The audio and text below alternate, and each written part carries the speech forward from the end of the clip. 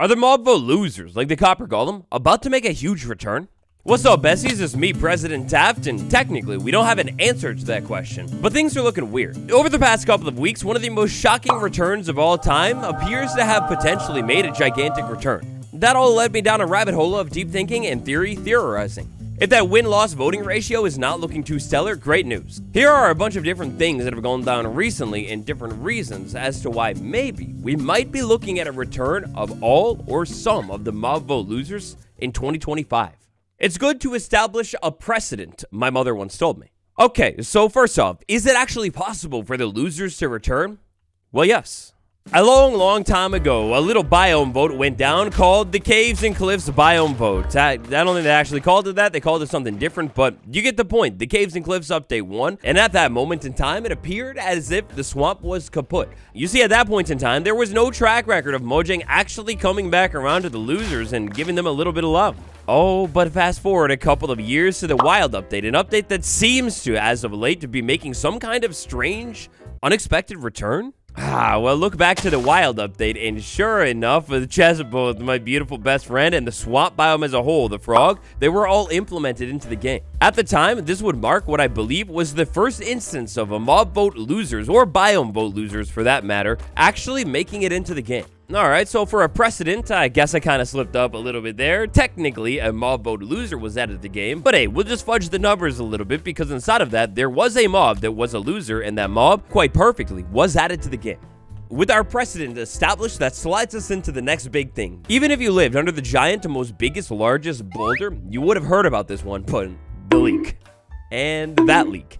And this leak, but that's kind of just a random other leak. Check it out next. So we've talked about this one quite a bit recently, but there's a little mob called the firefly. And funnily enough, the firefly ties into that precedent that we were just establishing a second ago. The Wild update, throwback, there was a firefly mob. It was going to be added. It was beautiful. And then like a month before the update dropped, surprise, it's canceled.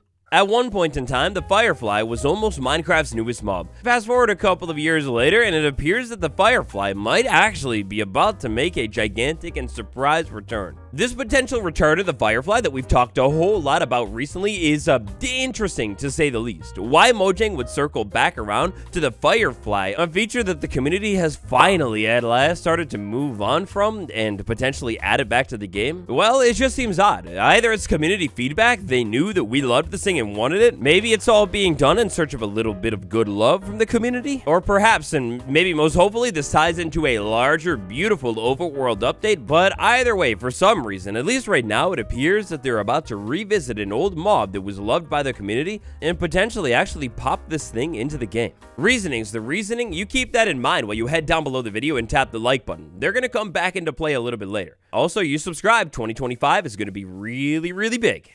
As the sun rises over my beautiful world and the fireflies eventually depart, let's slide over to a recent big event server, the Eerie Office Mojang event server.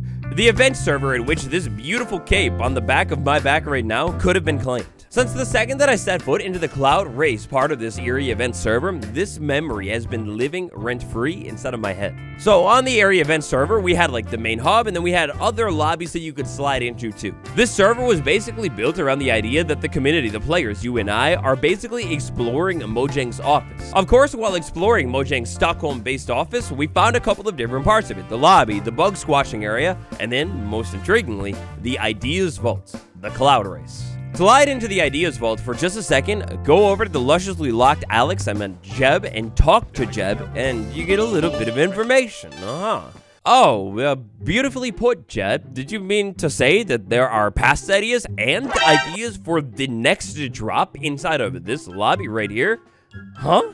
What in the world? So, like the detective that I was, I took off my tinfoil hat. I definitely, well, the tinfoil hat's not really seeming to come off for whatever reason. Like the detective that I am, I explored. I raced the race, I won, and ideas for the next drop. I couldn't really find anything. I mean, there was a spot inside the cloud race where it was like in an acacia biome, and that biome is a biome that we know that is due for an update, but I don't know if that's really stretching it because there was also just other random trees too. This theory right here is perhaps the most convincing theory, at least to me, out of all of them today. If that Ideas Vault had ideas for future updates, Well, where were those ideas? The biggest, most strange thing that you will notice all over the ideas vault, a part of the server, is, well, the past mob vote losers. They're like in ghost form all over the place, and I believe every single one of the mob vote losers was able to be found inside of this race as well.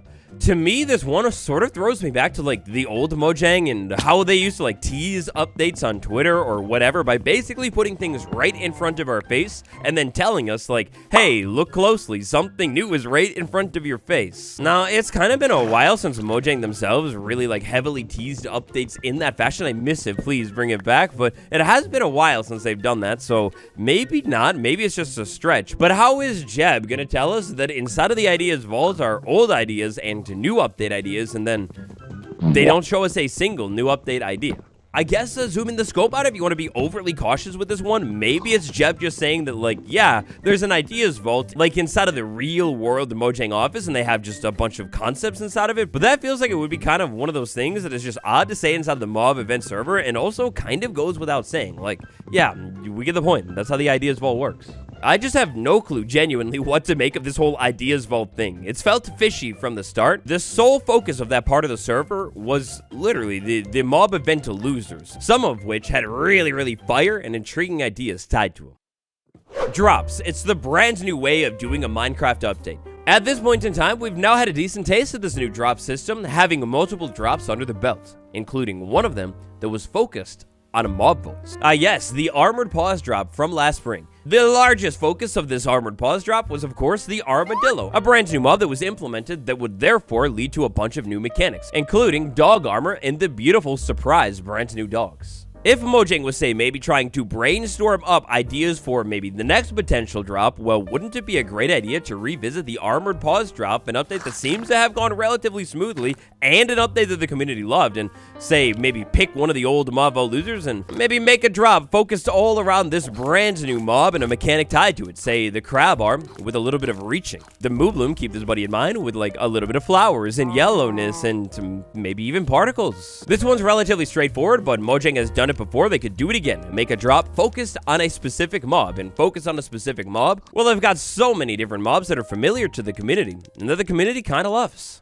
Speaking of the community, one of the largest parts of this whole drop announcement was a gigantic focus on a future shaped together, aka, in other words, community feedback. Now, look, I love the creaking update. I thought it was a great update, but community feedback, well, it was not seemingly the focus of the creaking update. It seemed like for the most part, once a feature was implemented, it was essentially pretty much done, and that was how it was gonna stay.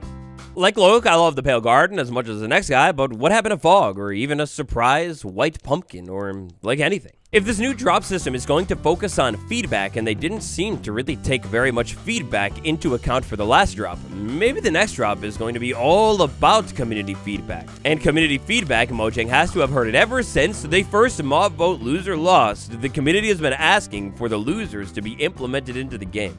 The perfect way for Mojang to flex on the community a little bit and say, hey, yeah, we listened to you, well, that might just be to take some, or maybe a bunch of the old mob vote losers, things the community has been asking for, and maybe just go ahead and implement them into the game and say some kind of like little catch-up update or something like that.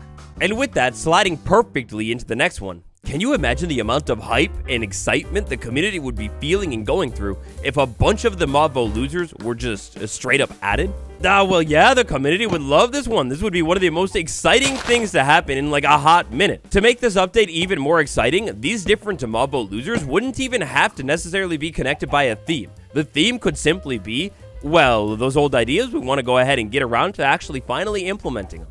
Alternatively, though, if you do want to set yourself a theme, you could say, like, maybe this update is all about mobs that will come to the game and help you in different ways. The glare helping you find dark spots, the copper golem helping you with redstone, the tuff golem helping you with decorating and showing off the things you found. There are genuinely so many different ways Mojang could fit a theme around these features, but I don't think they would necessarily have to. If an update was all about feedback and maybe hyping up the community, well, all they would have to do is just implement those features, and the community would probably love it. And when I say community with this, I mean not only the part of the community that is currently active in Minecraft, but the large part of the community that kind of goes in phases and dips into Minecraft, jumps out every so often. By making an update all about a bunch of different mob vote losers from different times inside of the community, that could potentially bring a ton of people back into the game on a year that is going to be very crucial and big for Minecraft. After all, the more eyes that you could get on the game, the more eyes you could probably get on the movie, right? I'd bet that implementing a bunch of different mobs from different eras in the community would probably bring a lot of different people back from different eras in the community. Now, that one's kind of a little bit of a big picture thing, and I could probably go into more depth on that one a little bit later. So for now, let's move into what I'll call the final reason for today. This teaser, this beautifully strange, flowery teaser. Thanks to the Friends and Foes mob, we can take a look at just about every single past mob vote mob that would have made it into the game. Other than, I think, the penguin. I think that's the only one that's not here. Huh, if only there was a mod that was focused around flowers and yellow, so maybe the sun. Oh, wait, there was a mob focused on flowers and yellow and the sun. Huh, that's interesting, and interestingly, this mob right here is a mob variant of a different mob in the game. This one is a little bit of a stretch. I'll try to connect some dots here, though. Based off of one of the leaks, we had a pig emoji. Maybe perhaps there are going to be pig variants implemented into the game, and maybe perhaps alongside that, different cow variants as well, including a long-lost one, a flowery cow called the moobloom. This flowery cow could have actually been exactly what Mojang was teasing in the WhatsApp server. We have flowers all over the thing, and then yellow like the sun. That's the cow. Perhaps this next Minecraft update, 1.22, 1.21.5, whatever they want to call it, well, maybe it's a bigger picture overworld update, and inside of that update, we have mob variants, including one of the most beautiful flowery cows of all time. Take into account the other leak, the firefly thing, and the fact that they seem to be bringing back an old Minecraft mob, and what do you think? Do you think there's any hope for these mob vote losers, or are they in the past? Tell me your thoughts and opinions down below in the comments. I haven't showered since last year. Check out the subreddit, check out all of my links down below. I've got a letterbox now, see if you can find it, and I'll see you all tomorrow. Goodbye, everyone. Happy New Year.